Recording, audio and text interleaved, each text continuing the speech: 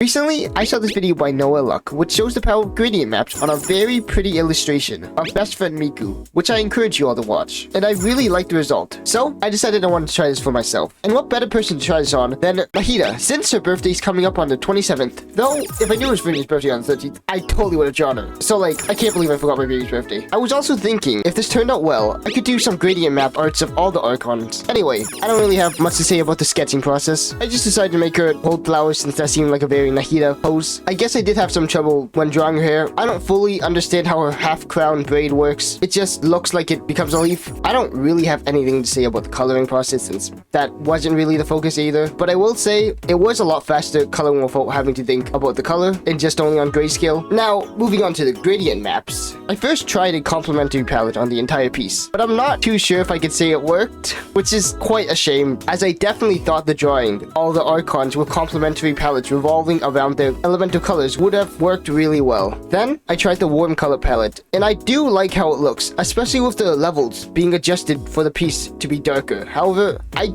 didn't really want to settle for this because I don't really see this being super Nahida-like. After continuous applications of gradient maps, I noticed the same issue kept coming up, which was just how white of a character Nahida was. She has white hair, white clothes, and quite pale skin, so it forced all those areas to be very similar color after the application. So, I thought the best option might be choose the masking method to directly choose what color I wanted for each section, and I do like how it turned out. Just for fun, I decided to change the colors to mimic what I would normally do, as I shaded using layer modes, just to see what the difference would be. And I must say, I really do prefer how the skin turned out with the gradient map. It ended up being this nice warm color of skin that I normally would just never try to do. While I do like how the masking and the warm colors looked, it's quite a shame I couldn't get the complementary color palette to work. So if you have any advice on how I can get this done, then please feel free to comment it, and maybe I'll do a follow-up video trying out the advice. Once again, please check out Noah Luck's video on gradient maps because I truly don't do the power of gradient maps justice with this piece.